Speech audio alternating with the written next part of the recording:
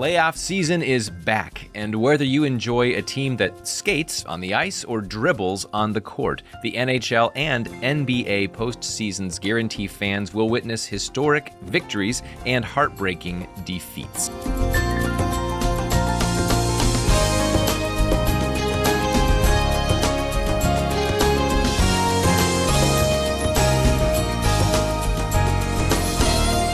"16 teams in each league are now competing for their championship. In hockey, the Buffalo Sabres had the longest drought with no playoff appearance in 14 years. In basketball, the San Antonio Spurs have finally broken a 6-year streak of missing the postseason. In pursuit of the Stanley Cup, ESPN reports the Colorado Avalanche are the clear favorites to win. For basketball, CBS predicts the Oklahoma City Thunder have the odds in their favor to come away with the Larry O'Brien Trophy. Of course, these are just guesses. We do not know the future, but the Lord does. He declares the end from the beginning, and He accomplishes all His purpose. Welcome to Haven Today. I'm David Wollen, sharing the great story that's all about Jesus. And today we're continuing a conversation we began yesterday in a series called Behold Our God. A couple of days ago, I saw a clip on social media. It was captured in orbit, a top-down view of a massive nighttime thunderstorm. You could see multiple flashes of lightning every second. It's impossible not to feel a deep sense of awe, and that's a universal phenomenon. Human beings experience awe beholding God's creation regardless of what they profess to believe, because the heavens declare the glory of God. They declare His awesome transcendent power. This is the kind of evidence Paul talks about in Romans 1. For His invisible attributes, namely His eternal power and divine nature, have been clearly perceived ever since the creation of the world in the things that have been made. And the attributes of God are precisely the focus of our series. Returning today is veteran women's ministry leader, podcaster, and author Jen Wilkin. She's written quite a number of books, but two of her best known and most impactful are on the attributes of God. And in our time today, we'll talk about the content of the first of those books, None Like Him. If I had only written one of these two books, it would have been None Like Him. And that's because of the emphasis that I see in the church currently. It's that we have a vision of God that is too small. And I would say this is what you're missing. If you're wondering, why does God feel sort of manageable to me, or why do I not feel drawn into deeper relationship with Him? It's potentially because we always have to start with worship of God before we enter into communion with God the way that we're built to do. That's Jen Wilkin, who will be joining us again in a few moments to continue a conversation with me and my wife, Marcy. And I'm so glad Marcy was able to join me for this one, because Jen Wilkin has had such an impact on her spiritual growth and discipleship over the years. And two of the most impactful of Jen's books are now in a single volume. It's a special gift edition just in time for Mother's Day. And I'm telling you, this is a beautifully done work of art. It's a gorgeous hardback with a slipcase, and if there is a woman in your life who loves God's Word, this new release is a thoughtful way to bless her with something nice and meaningful this coming Mother's Day. But ladies, if you're hearing this, you don't have to wait for Mother's Day. We're offering it right now as our thank you for your gift. You choose the amount, and we do thank you for helping share this ministry of Haven with others through your gift. The number to call is 865-HAVEN. Again, 865-HAVEN, or you can give online at haventoday.org. Just look for the book None Like Him and In His Image. Again, haventoday.org. This is Haven Today. I'm David Wollen, joined once again on this interview by my lovely wife, Marcy, who just had to leave the morning session of the women's Bible study at our church, where she is the leader there. And so, Marcy, thank you so much for taking the time to do this today. Great to be back. And joining us again is author, podcaster, and a veteran in women's ministry, as well as a leader and Bible teacher, Jen Wilkin. Thanks for being here. So good to be here, David. So on the last episode, we were talking about the attributes of God in general and the classic systematic theology kind of approach of looking at them in kind of a twofold way, categorizing them into the incommunicable, communicable attributes of God. And so we're going to be focusing on the incommunicable today. But Jen, for those who missed the program yesterday, maybe just a quick overview of what we're talking about when we say attributes of God and why that's important. Yeah, so an attribute, another way you might word it is a characteristic or a character quality of God. It's what describes who he is. Now, we recognize up front that we're describing the indescribable, and so a lot of theologians will say it's easier to say what he is by saying what he's not. And I think that's a fair way to think about it, but I do also think it's a worthy labor to try to find words to describe the indescribable. There's a really great passage in Augustine's Confessions where he sort of wrestles with this, like, who knows these things that are true of you would dare to speak? And then he says, but who that knows these things are true of you would dare to keep silent? And so I think that's the tension that we find ourselves in. And with the incommunicable attributes of God, these are the ones that are true only of God. And when we try to make them true of ourselves, things like his omnipotence, his omnipresence, his well, that is one. I don't have that in the book, but omnicompetence is good at everything he does. His omniscience, his sovereignty, all of those things are not designed for human use, so to speak. And that's why when we look back to Genesis 3 and we hear what the serpent promises Eve, we can hear the lie of the incommunicable attributes in what he says. He says, God knows you will become like him. And he says it to someone who's already like God. She's already an image bearer. So he's promising a way of being like God that is not only not possible, but that is dangerous to aspire to.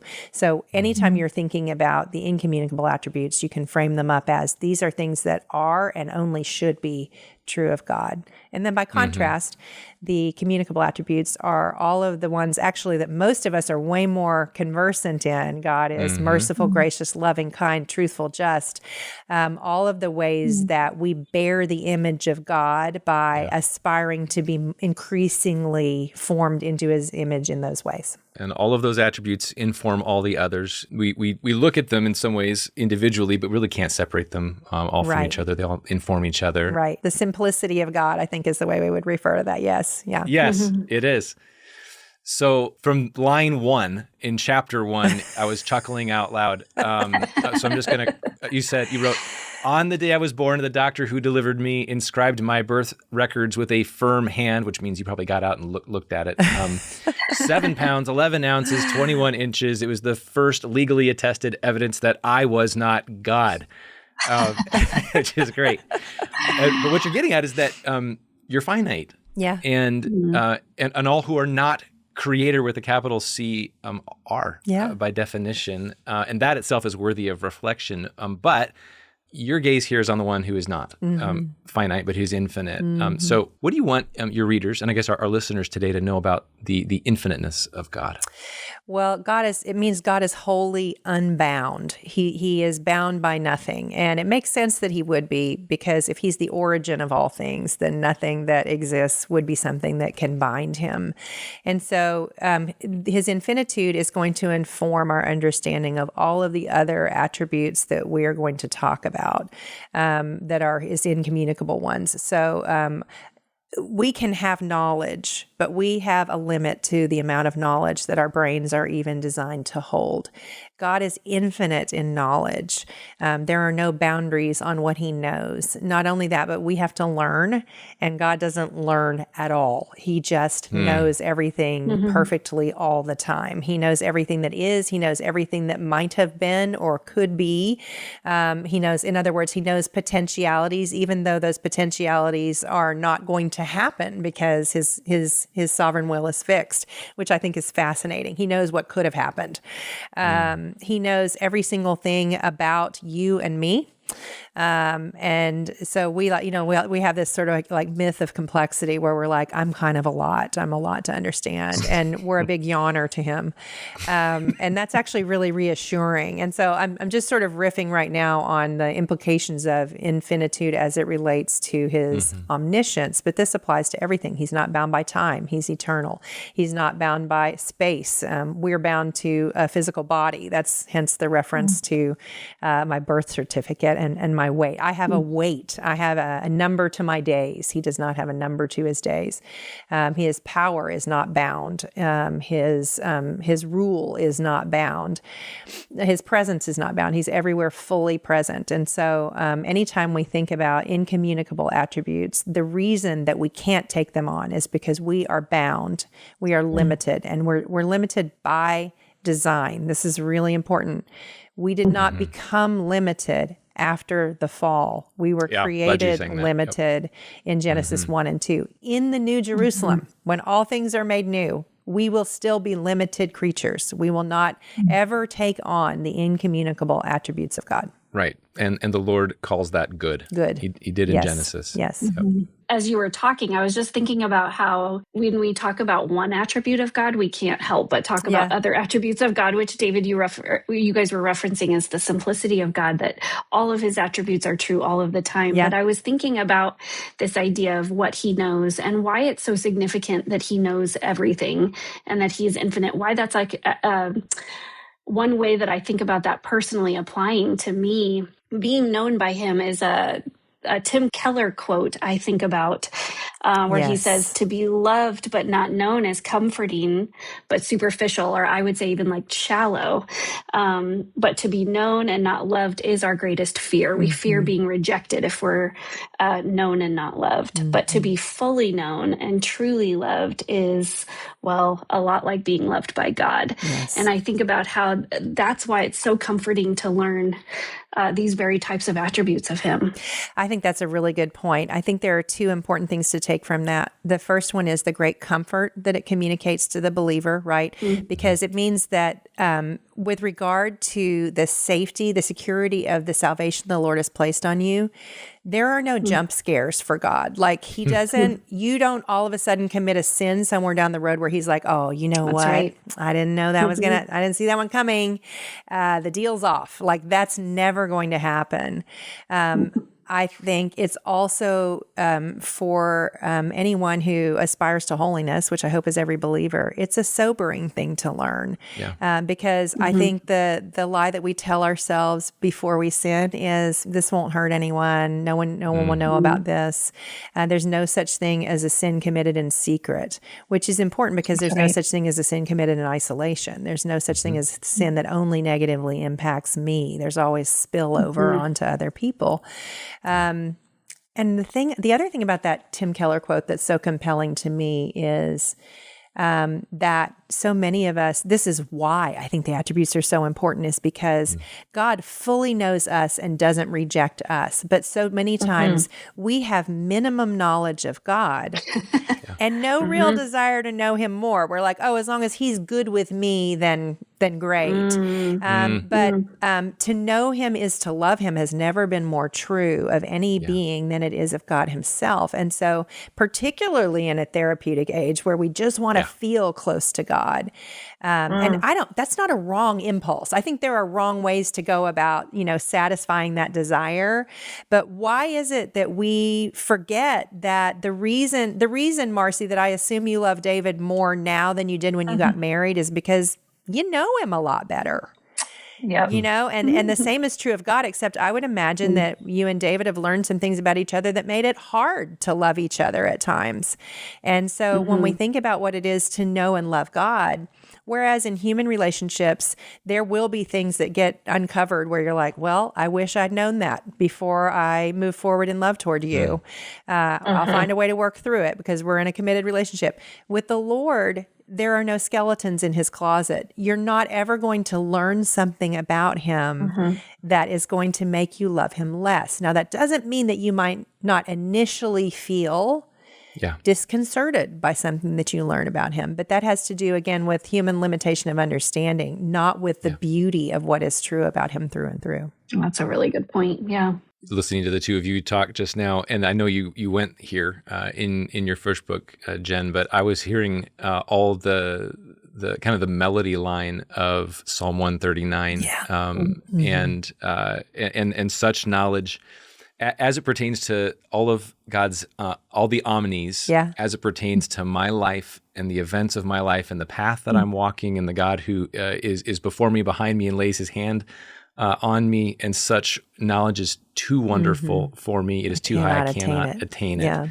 And that kind of takes us to the so what question, because this is not just merely intellectual knowledge so that you can carry on some kind of theological banter with somebody else who has that interest, but this should ground us in worship. And move us to the kind of awe and reverence, which is also, a little more scarce in our cultural moment, I think, as well. Absolutely. Well, and think about the many vehicles we have for self-worship and for mimicking the omnis of God. There's a reason people are addicted to screens. It's promising something. It's saying you will be like God in a way that you're not designed to be like. And I'm not anti-media. I'm not anti-social media, actually. But I think if we have a self-awareness around what it is promising and the truth or falseness of those claims, then we will handle it in ways that are either life-giving or life-sucking. And so you think about all of the psychological impacts that we're seeing among children who were the iPad or the iPhone generation. That's because a generation of parents failed to recognize knowledge that was too wonderful. In other words, we're not built to hold that many visual impulses. We're not built to hold everything on Wikipedia or that Google churns up, or now with ChatGPT. And what our phones do is mimic omniscience for us. And so it's no wonder that they're crushing to us. And then they also can mimic omnipresence for us. That's right. I have a daughter who is overseas right now, and I absolutely love FaceTime. It is a gift. That is a modern technology that is an absolute gift. I am keeping up with grandchildren, from across the ocean. But if she lived on the same block that I do, I wouldn't FaceTime her. Everybody understands that it's a workaround for a less than ideal situation. But when we start to use technology to tell us a lie that non-face-to-face relationships are interchangeable with face-to-face relationships, then we've stepped into the realm of the lies that are told to us. So God, because He's able to be present everywhere fully, He's able to sustain an unlimited number of human relationships. Think about that. He can have personal relationships with an unlimited number of humans. Now, there are a limited number of humans, but bear with me for the sake of the illustration. What is the promise of social media? That you can sustain an unlimited number of human relationships without face-to-face contact. And so that doesn't mean social media is evil. It means that the reason I can't get off social media is probably related to idolatry. It's aspiring to be like God in a way I'm not designed to be. And in the short term, I won't see how harmful it is, but in the long term, I most certainly will. I and other people around me. I was just talking to our kids about this the other day. So Jen, we have 3 kids, 2 girls, 14 and 13, and then a little boy ww's 7. But that's a nice moderate number of children. That was good thinking. Yes, I've had too many, and now I don't know what to do about it. But they have this tendency to all talk to me at the same time. Or so, mom, mom. And I always say, I do have 2 ears, but I can only listen to one voice at a time. But it was this beautiful opportunity to point them to the one who hears them all the time. And we were talking about that, where I said, do you know that you have access to God and that He is listening to you as if you are the only person talking? And what a beautiful picture that is. I'm limited. I can't do that. So you got to take turns. I used to always say, when the kids were little, I'd say, how many hands does mommy have? And they would say 2. And I'd say, how many children does mommy have? And they would say 4. I'd say, yes. That's so right. We're going to have to, it is. But I mean, the Lord is always there for you. Yeah. It's a wonderful way to talk to kids about it. This is really grounding, especially when we're thinking about God who's imminent. And we're still in Psalm 139 here. Where can I flee from your presence? But true confession for me, I think deep down part of me has wondered, how could I not get lost in the shuffle of billions? Yeah. Like when we go out onto the beach and there's all the sand on the seashore, like I don't care about individual grains of sand. But that's what I am among, God's creation, and even among the sea of people. And yet the value that God places on the individual and the fact that he's not overwhelmed by all the billions of us who are so needy of him, I would feel lost and ignored or unseen if not for this attribute of God. I don't know how unbelievers stand at the edge of the Grand Canyon and have the normative experience that everybody has of transcendence. Like they may not attribute it to a creator God, but I don't know how they bear the weight of their smallness without the counterbalance of the weight of their significance. I really don't. And I feel so grateful to have those reorienting moments. And I do think, it's worth mentioning again at this point that in this generation, we have overemphasized the immanence of God at the expense of the transcendence of God. And anytime you seek to feel close to God without seeking to feel small before God, your closeness to him will only be perceived to a certain point. And I think that's why we hear so many people say, I just feel so far from the Lord. I think I want to say, go outside and get some general revelation to just gobsmack you, and then go to the scriptures and look for them to raise your vision upward instead of inward. Turn your vision inward. Start with submitting yourself, as we see Isaiah do. Let yourself be undone so that you can be remade. That's beautiful. Jen Wilkin, thank you for being with us on Haven Today. Thanks for having me on. This is Haven Today. I'm David Wollen, and wow, we just scratched the surface, truly. The attributes of God revealed in God's Word are many. We just touched on several.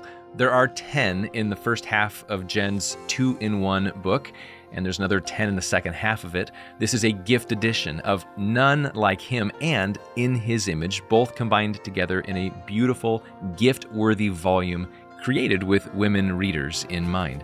And we wanted to bring this to the airwaves a few weeks out from Mother's Day as a thoughtful way for you to bless a mother or a mother-in-law or your spouse or any woman in your life who loves God's Word. And of course, I know there are a lot of women listening right now and thinking, I'd just like to get this for myself.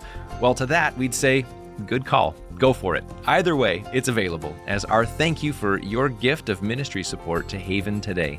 Just be sure to request None Like Him and In His Image when you call 800-65-HAVEN.